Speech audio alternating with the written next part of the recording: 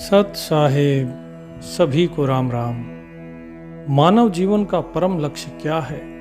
यह प्रश्न सदियों से ऋषियों, संतों, दार्शनिकों और जिज्ञासु आत्माओं को उद्वेलित करता रहता है। जबकि हमारा दैनिक जीवन भोजन, वस्त्र, परिवार, धन, प्रतिष्ठा और सुख की प्राप्ति में व्यस्त रहता है, फिर भी आत्मा के भीतर कहीं न कहीं एक गहरा प्रश्न उठता है कि मैं कौन हूं, मैं यहां क्यों हूं और मुझे जीवन में क्या प्राप्त करना है। याद रखिए, ये मानव जीवन बहुत ही विशेष है। बाकी प्राणियों के तुलना में इस मानव जीवन के अंदर आत्मचिंतन है, तर्क है, विवेक है और नैतिक निर्णय लेने की क्षमता है, चेतना है इसके अंदर। बाकी के अंदर जीवन है लेकिन इसके अंदर चेतना है। ये स्वतंत्र है कर्म करने के लिए। बाकी सभी योनियां भोग योनि में आती हैं, वे कर्म योनि में नहीं आती, क्योंकि उनके पास विवेक नहीं होता। केवल मनुष्य को ही स्वतंत्रता दी गई है कर्म करने की। तो मनुष्य कर्म करता है और उसका परिणाम भोगता है। यह उसे आत्म विकास के अवसर देता है।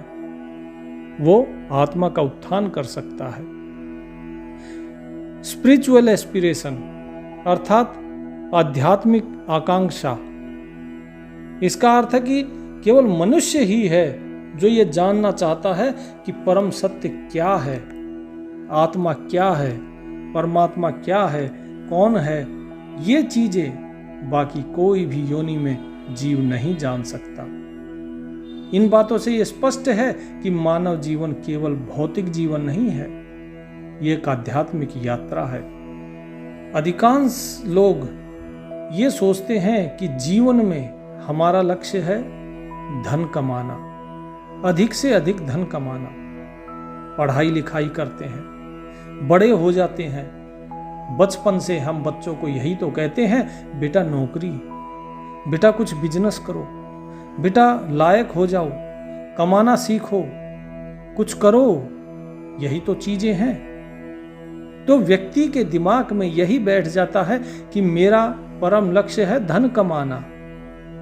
किसी को होता है धन आ गया तो अब मेरा नाम हो, मेरी प्रसिद्धि हो, तो उसके लिए लक्ष्य हो जाता है नाम और प्रसिद्धि प्राप्त करना। गांव में मेरा नाम हो गया तो अब शहरों में भी मेरा नाम हो, पूरे भारतवर्ष में मेरा नाम हो। कोई सोचता है कि संबंधों का निर्माण करना ये लक्ष्य है, कि जितना हो सके ज्यादा से ज्यादा मेरे सगे संबंधी, मेरे रिश्तेदार, वो सब मुझे जाने, मुझे मान दे। लोगों के साथ लोग मित्रता करते हैं, जुड़ते हैं लोगों के साथ, अधिक से अधिक लोगों के संपर्क में रहना चाहते हैं। कुछ सोचते हैं कि सुख सुविधाओं का भोग यही जीवन का लक्ष्य है, कि जो है उसको भोगो, हर चीज का आनंद लो। कुछ सामाजिक मान सम्मान चाहते हैं। ये सभी लक्ष्य कुछ समय तक संतुष्टि दे सकते हैं आपको, लेकिन ये स्थायी नहीं है। इनके प्राप्त होने के बाद भी मन के अंदर एक खालीपन रहता है। आखिर क्यों व्यक्ति संतुष्ट नहीं होता, क्यों दौड़ता रहता वो कुछ न कुछ प्राप्त करने के लिए? क्यों एक व्यक्ति लखपति हो गया तो करोड़पति होना चाहता है, करोड़पति हो गया तो अरबपति होना चाहता है? क्यों चाहता है कि संसार का सारा धन मेरे पास हो? क्योंकि उसे यह लगता है कि जो मैंने प्राप्त कर लिया इसमें वो सुख नहीं है। वास्तव में अगर वो सारे संसार का धन सब कुछ प्राप्त कर ले तो भी उसका मन खाली ही रहेगा, क्योंकि वो मन को जिन चीजों से भरना चाहता है उन चीजों से पूर्णता नहीं मिलती, संतुष्टि नहीं मिलती। वास्तव में इस हृदय के अंदर उस आत्म तत्व का ज्ञान भरना चाहिए, उस परम तत्व का ज्ञान भरना चाहिए। इसीलिए उसके मन के अंदर ये खालीपन रहता है। यह खालीपन संकेत है कि जीवन का कोई गहन, दिव्य और चिरस्थायी उद्देश्य है, जो केवल बाहरी साधनों से नहीं बल्कि आत्मा के अनुभव से प्राप्त होता है। यदि दार्शनिक दृष्टिकोण से देखेंगे तो हमारा सनातन धर्म क्या कहता है कि व्यक्ति को 4 पुरुषार्थ करने होते हैं: अर्थ, धर्म, काम और मोक्ष। अर्थात सबसे पहले अर्थ का अर्थ है धन और संसाधनों का इकट्ठा करना, कि सबसे पहले धन अर्जित करो, संसाधन अर्जित करो, उस अर्थ से, उस धन से तुम धर्म का कार्य करो और धर्म को बढ़ाओ। धर्म क्या है? धर्म हिंदू मुसलमान नहीं, धर्म है आपका जो कर्तव्य है और जो आपकी नीतियां होनी चाहिए इस समाज के लिए, अपने परिवार के लिए, उसको कहते हैं धर्म। काम तीसरा, अर्थात आपकी जो इच्छाएं हैं उनकी पूर्ति करना, और अंतिम है मोक्ष, अर्थात जन्म मरण से मुक्ति। मोक्ष इन चारों में श्रेष्ठ है क्योंकि वही आत्मा को शाश्वत शांति देता है। अब कोई अगर कहेगा कि अरे धन कमाना है, अगर धन कमाएंगे तो फिर तो व्यक्ति लोभ में फंस जाएगा। काम इच्छाओं की पूर्ति अगर करेंगे तो व्यक्ति कामनाओं में फंस जाएगा, फिर अंत में मोक्ष कैसे प्राप्त होगा? इस चीज पर हम अलग से सत्संग करेंगे और बताएंगे आपको कि इस प्रकार कैसे मिलता है मोक्ष। बौद्ध दर्शन में अगर देखेंगे तो भगवान बुद्ध भी क्या कहते हैं कि ये जीवन ये दुखमय है और इसका कारण है तृष्णा, इच्छाएं, आशाएं, कामनाएं, और इसका समाधान है जन्म मरण के चक्र से मुक्ति, जिसे कहा गया है निर्वाण। और अगर जैन दर्शन में जाएंगे तो जैनी क्या कहते हैं कि आत्मा पर कर्मों की परतें पड़ी हुई हैं, इन कर्म की परतों को हटाना है। और मोक्ष का मार्ग क्या है कि सत्य दर्शन, सत्य ज्ञान और सत्य आचरण, यही केवल मोक्ष का मार्ग है।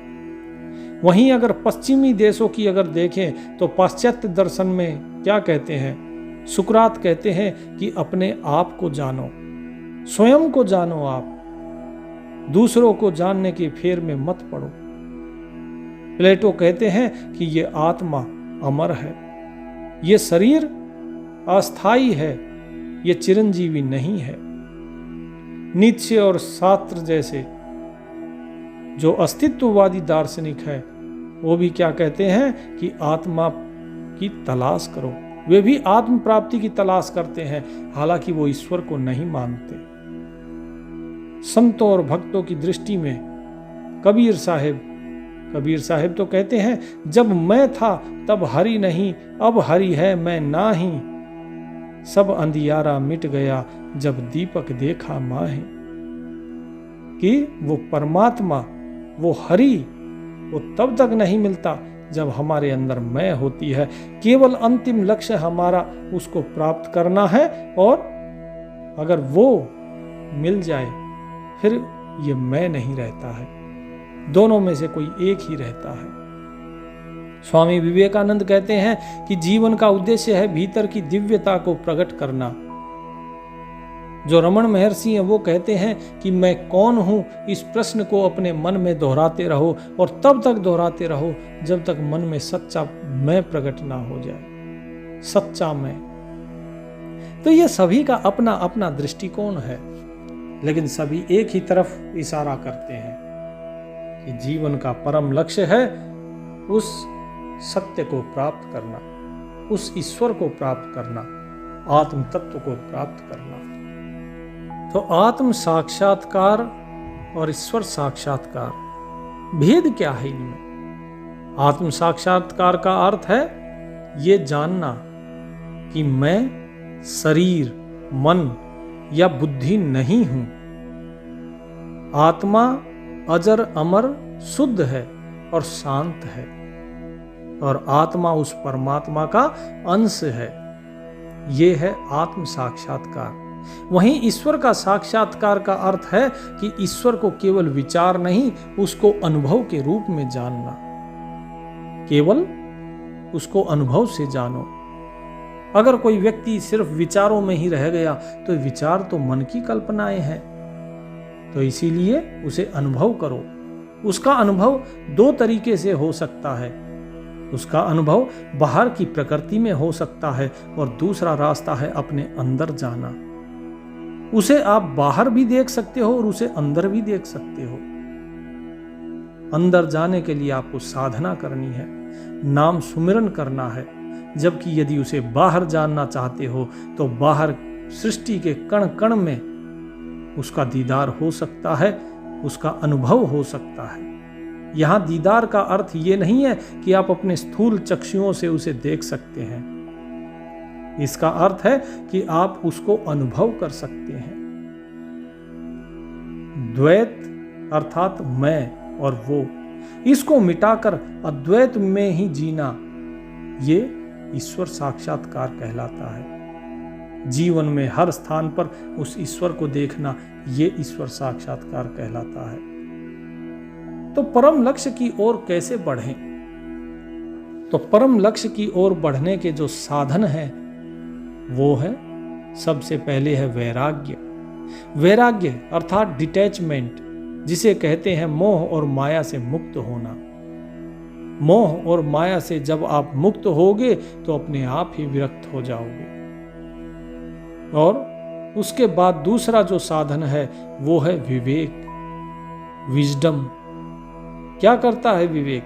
डिस्क्रिमिनेशन अर्थात भेद। भेद किसका? शाश्वत और नश्वर का भेद, कि शाश्वत क्या है और नश्वर क्या है, सत्य क्या है और असत्य क्या है। इन चीजों का जो भेद है उसे वो विवेक ही करता है। इसके बाद तीसरा है कि भक्ति, डिवोशन, प्रेम पूर्वक परमात्मा की शरण में जाना, परमात्मा के अधीन हो जाना और ये मानना कि हे प्रभु, सब में तू ही है, सब कुछ तू ही है और कोई नहीं है, और मैं तेरे अधीन हूं, तेरी शरण में हूं। चौथा, ज्ञान। ज्ञान किस प्रकार? सबसे पहले शास्त्र और संतों के द्वारा जो ज्ञान है उस ज्ञान को सुनना, श्रवण। उसके बाद आता है मनन, अर्थात जो आपको बताया गया है उसका मनन करना, उसका चिंतन करना कि क्या जो बताया गया है वो सही है। बार बार उस चीज को दोहराना, ध्यान रखना, याद रखना उसे। और उसके बाद आता है निधिध्यासन, कि उसका अनुभव करो, उसका ध्यान करो। इसको कहते हैं ज्ञान का अनुभव। आत्मचिंतन से उस सत्य को जानो, आत्म अनुभव करो। इसके बाद अगला है ध्यान के द्वारा, मेडिटेशन जिसे कहते हैं। मन को अंतर्मुख करना, अंदर की तरफ ले जाना। बाहर के संसार में जो ये भटकता है उससे हटाकर अंदर की तरफ ले जाना और अपने आत्मा में स्थित होना, ये कहलाता है ध्यान। और छठा है निस्वार्थ सेवा भाव, अर्थात सभी के अंदर उसी परमात्मा को देखना और उसे देखकर सबकी सेवा करना। ये मानना कि जो भी कुछ कर रहा हूँ वो परमात्मा के लिए ही है, ये जिसकी सेवा कर रहा हूँ वो परमात्मा की सेवा कर रहा हूँ। तो संतों, महात्माओं, ऋषि मुनियों ने आपको बताया कि आपका परम लक्ष्य है ईश्वर की प्राप्ति और आत्मा की प्राप्ति। लेकिन जैसे जैसे युग बदलते हैं, जैसे जैसे समय बदलता है, चीजें कठिन होती जाती हैं और ज्ञान भी उसी प्रकार से धीरे धीरे बदलना शुरू होता है। तरीके बदलने शुरू हो जाते हैं। जो पुराने तरीके थे वो काम नहीं आ पाते, क्योंकि एक तो मनुष्य का जीवन धीरे धीरे घटता जा रहा है, समय उसके पास इतना है नहीं।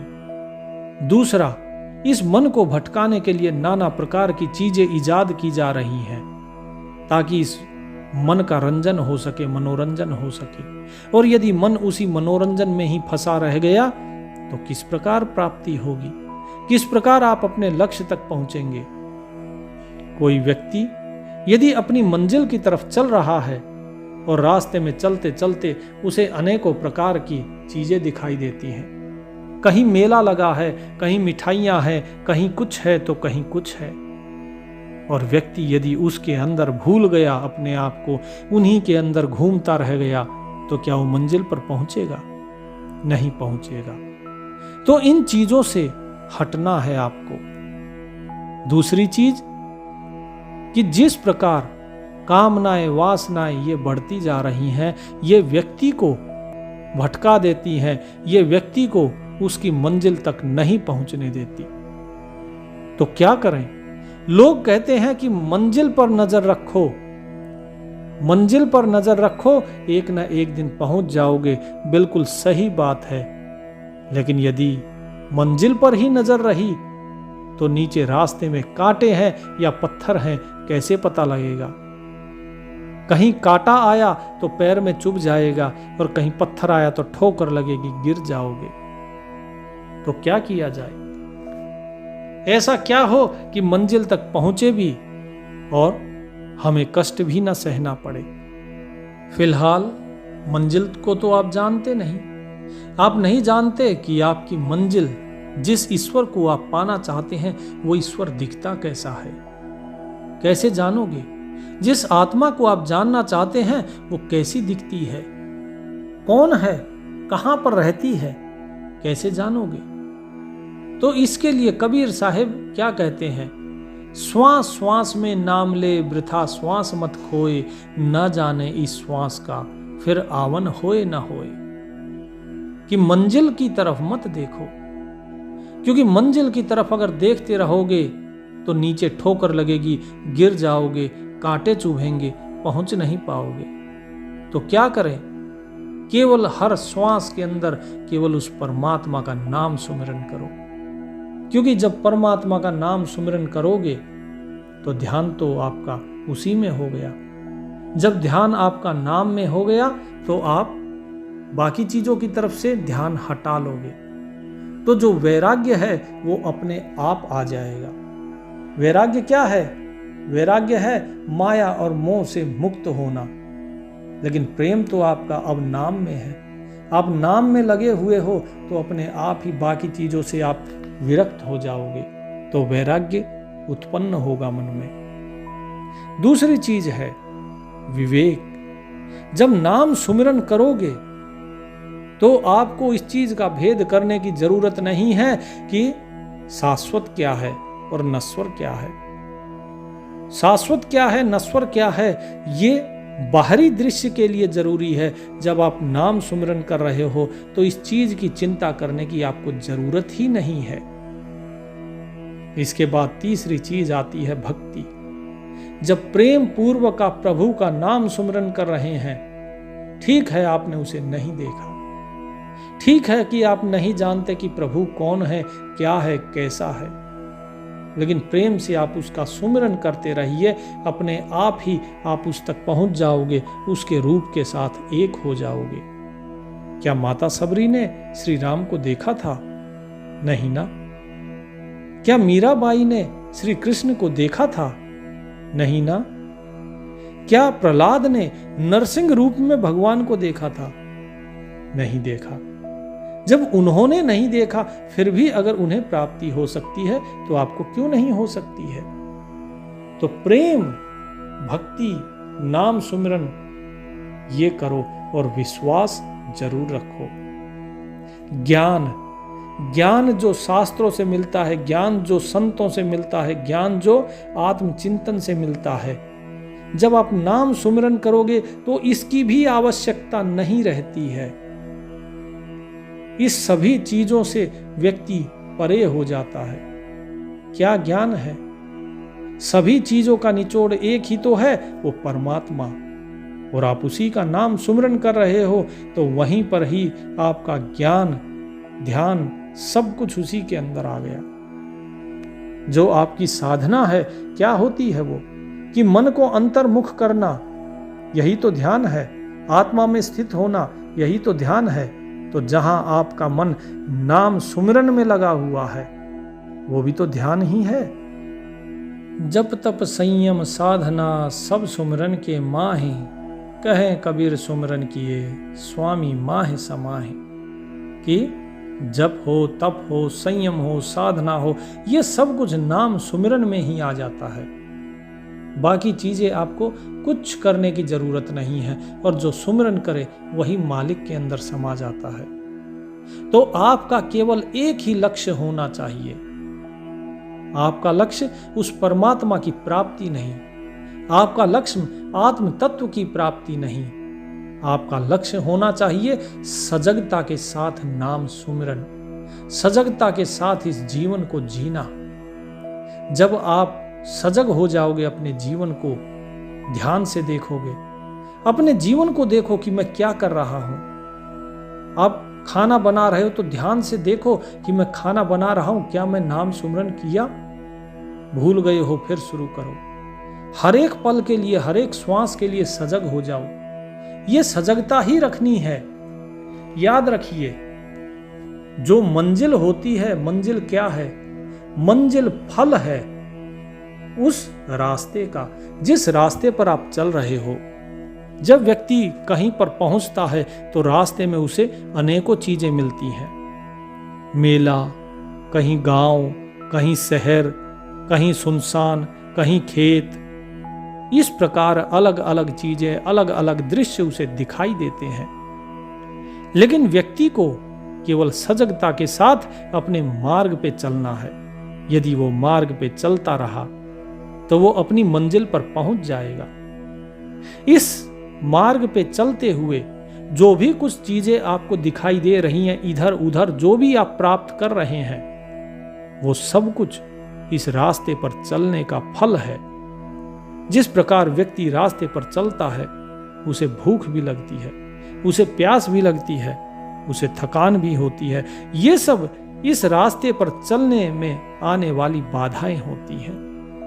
और जब व्यक्ति धीरे धीरे इन बाधाओं को पार कर लेता है तो वो मंजिल पर पहुंचता है। अब प्रश्न उठता है, तो क्या करना चाहिए हमें? क्या जब भूख प्यास लगे फिर भी हमें चलते रहना चाहिए? तो कबीर साहिब कहते हैं कि नहीं। कबीर खुद या कुकरी करे भजन में भंग, या को टुकड़ा डाल के भक्ति करो निसंक। ये भूख प्यास, ये सब कुतिया है जो भौंकती रहेगी, ये तुम्हें आगे नहीं बढ़ने देगी। तो क्या करना चाहिए? जिस प्रकार कुत्ता भौंकता है, उसे अगर रोटी डाल दो, वो खा के शांत हो जाता है। इसी प्रकार कबीर साहिब कहते हैं कि शरीर को सुखाने से कुछ नहीं होगा, इसे भूखा मारने से कुछ नहीं होगा। इसके पेट में, शरीर के पेट में भोजन डालो और भजन करना शुरू करो। अर्थात खा पी के जब व्यक्ति दोबारा मंजिल की तरफ बढ़ता है तो उसके अंदर जोश होती है, स्फूर्ति होती है, तो उस नए जोश के साथ वो आगे बढ़ता है। ठीक इसी प्रकार जब भूख लगे, भोजन करो और नाम सुमरन में लगे रहो, रास्ते पर चलते रहो।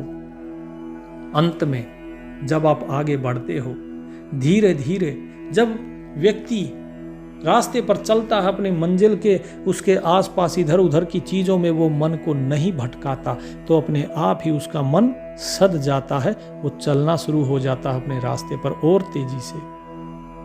जब तक मन भटकेगा, वो कभी इधर मेले की तरफ जाएगा कि चलो मेला लगाए, देखते हैं क्या है, यहाँ पर झूला है, थोड़ा झूले में झूल लेते हैं, यहाँ पर देखो खेत है, थोड़ा यहाँ पर खेतों में घूम लेते हैं, कहीं कुछ अलग अलग नज़ारे दिखाई दे रहे हैं, इन नज़ारों का आनंद लेते हैं। तो व्यक्ति उसकी तरफ जब जाएगा तो वो तो मार्ग छोड़ गया, और मार्ग ही छोड़ दिया तो मंजिल तक कैसे पहुंचेंगे? तो यदि मंजिल पर पहुंचना है तो मार्ग पर ही टिके रहना है। आसपास जो चीजें दिखाई दे रही हैं उसका आनंद लो, उसको देखो, प्रसन्न करो मन को, लेकिन रास्ता नहीं छोड़ना। यदि आप एक रास्ते पर चल रहे हैं और आते जाते बीच में जो भी कुछ आता है आप उसे देखते हैं, उसका अनुभव करते हैं, आनंद लेते हैं जो भी नज़ारे आते हैं, लेकिन यदि आप रास्ते पर चलते रहें तो आप मंजिल पर जरूर पहुंचोगे।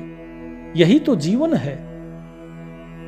सच्चा मार्ग इस शरीर को सुखाना, इस शरीर को कष्ट देना नहीं है।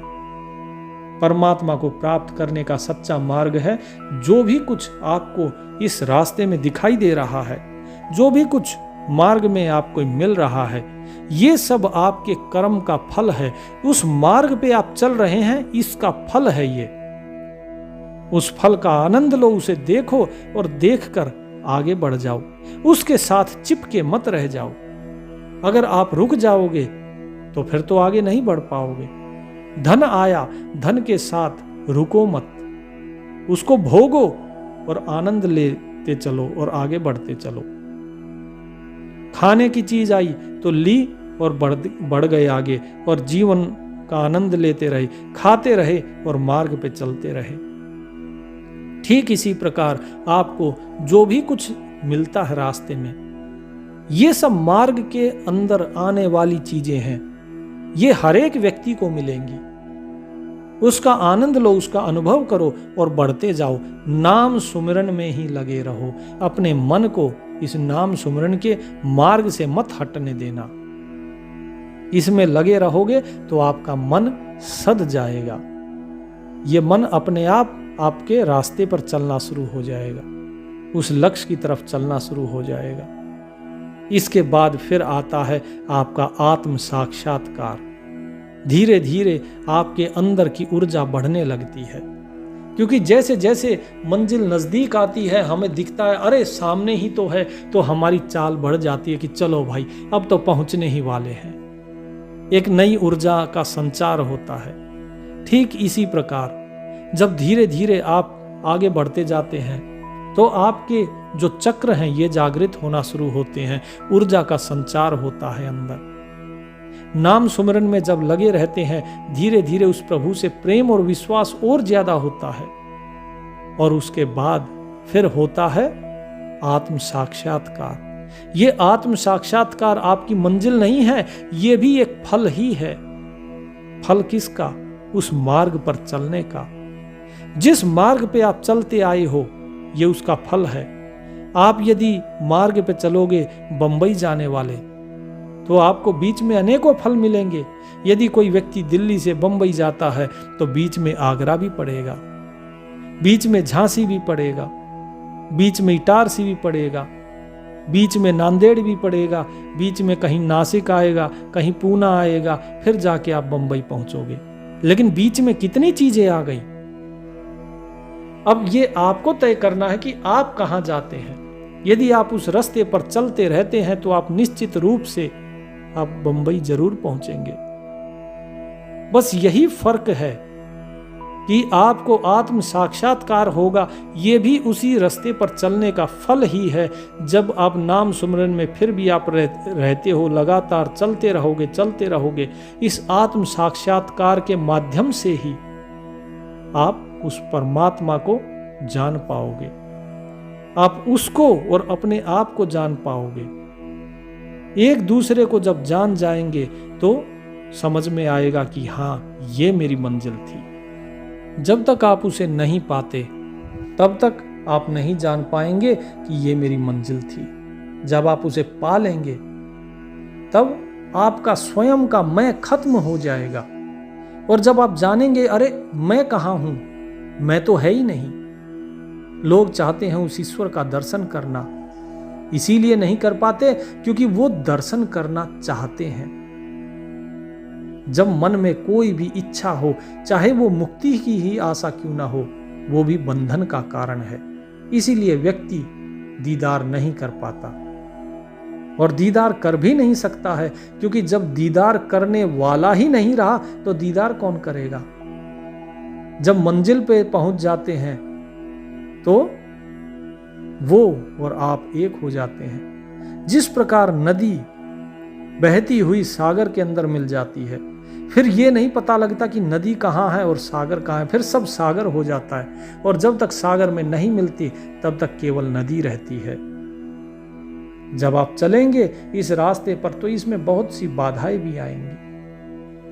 आपकी कामनाएं, आपका मोह, ये आपको बांधने की कोशिश करेगा। आपको जब इन कामना और मोह से आगे निकलोगे तो आपको अहंकार आएगा। अरे मैं बच गया, मैंने कामनाएं त्याग दी, मैंने मोह त्याग दिया। तो आपको गर्व होगा, अहंकार पैदा होगा आपके अंदर, और जब ये पैदा होंगे तो आप फिर फंस जाएंगे। आगे फिर चलेंगे अगर इन्हें भी त्याग कर, तो आलस्य, प्रमाद, निद्रा, ये सब आपको परेशान करेंगी। जैसे कछुए और खरगोश की कहानी में मैंने बताया था कि खरगोश बहुत तेज दौड़ता है, दौड़ते दौड़ते थक जाता है तो नींद आ जाती है। इसी प्रकार जब साधक भी चलता है इन चीज़ों के ऊपर, इस मार्ग पे, तो उसे भी आलस्य आता है, प्रमाद है, निद्रा है। लेकिन जहाँ प्रेम हो जाता है उस मालिक से और उस पर विश्वास होता है, तो वो प्रेम नींद नहीं आने देता, फिर वो विरह में बदल जाता है। फिर उस मालिक से मिलने का एक अलग ही तड़प होती है। उसके बाद शंका और अज्ञान, ये चीजें भी उत्पन्न होती हैं कि जो नाम दिया है हमारे गुरुजी ने, क्या वो सही है? इतने दिन हो गए मुझे भजन करते करते, सुमिरन करते करते, लेकिन मुझे प्राप्ति नहीं हुई। प्राप्ति इसलिए नहीं हुई क्योंकि आप अपने आप को आपने शंका के खूंटे पर गाड़ दिया। आपने अपने आप को उस खूंटे के चारों तरफ बांधा हुआ है। आप उससे आगे बढ़ ही नहीं पाए। रास्ता आपने तय ही नहीं किया पूरा, तो बताइए मंजिल तक कैसे पहुंचेंगे? तो इस कलयुग में, आज के समय में, आपका केवल और केवल एक ही लक्ष्य है। सबसे परम लक्ष्य आपका है सुमिरन के मार्ग पे चलना। बाकी सब कुछ फल है। फल अपने आप मिलता है यदि मार्ग पे चलते रहोगे तो। मंजिल तो अपने आप मिलेगी। मार्ग पे चलते रहो, मंजिल कहीं नहीं है, मंजिल तो वहीं है। मंजिल कहीं भाग कर नहीं जाएगी। रास्ता बस पता होना चाहिए। यदि पूर्व की तरफ जाना है तो पूर्व का ही रास्ता पकड़ना पड़ेगा। लेकिन इस रास्ते पर चलते समय एक बाधा और आती है, वो बाधा है संगत की।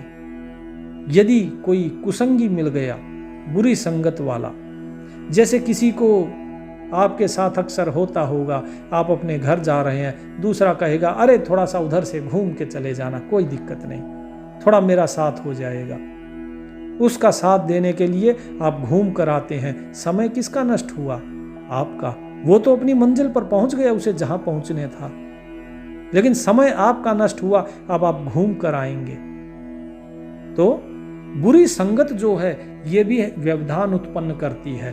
तो ऐसी संगत से दूर रहें जहां पर चुगली, निंदा, मान, बड़ाई, ईर्ष्या, द्वेष, तेरा मेरा, बैर भाव, ये सारी चीजें जहां पर हैं, उस संगत से दूर रहें। यदि कोई इस प्रकार की बातें करता है तो ना सुने, उनकी बातों को नेग्लेक्ट करें। सतगुरु कबीर साहिब भृंगी कीड़े का उदाहरण देते हैं कि किस प्रकार सतगुरु इस जीव को अपने जैसा बना लेता है। जैसे भृंगी कीड़ा होता है, भृंगी कीड़ा क्या करता है?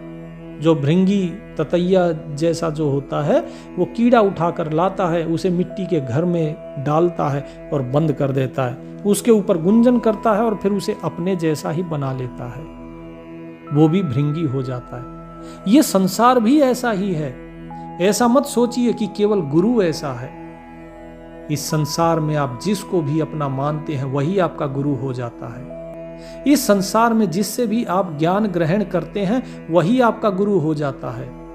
कबीर साहिब कहते हैं ना, कामी का गुरु कामनी, लोभी का गुरु दाम। ठीक है, तो जो कामी व्यक्ति होता है उसका गुरु कौन है? कामनी। और लोभी का गुरु कौन है? दाम। अर्थात जो जिसके प्रभाव में रहता है, जो जिससे ज्ञान लेता है, उसका वही गुरु हो जाता है। अब आप जरा सोचिए, जब ये संसार सारा विवाह कर रहा है तो ये चाहता है कि आपको भी उस विवाह के चक्र में फंसाए और आपका विवाह कर दिया जाता है। जो गृहस्थी है वो आपको गृहस्थी बना के छोड़ता है, वो आपको बाहर नहीं जाने देता। सन्यासी के साथ रहोगे तो वो आपको सन्यासी बना देगा। किसी के साथ रहो आप तो वो आपको वैसा ही बना लेता है। लेकिन जो आध्यात्मिक गुरु होता है उसका बड़प्पन ही अलग है। उसके बारे में हम अगले सत्संग में चर्चा करेंगे। तो प्रभु के मार्ग पे चलते रहिए, सुमिरन करते रहिए, प्रेम और श्रद्धा के साथ मंजिल अवश्य मिलेगी। सत साहिब।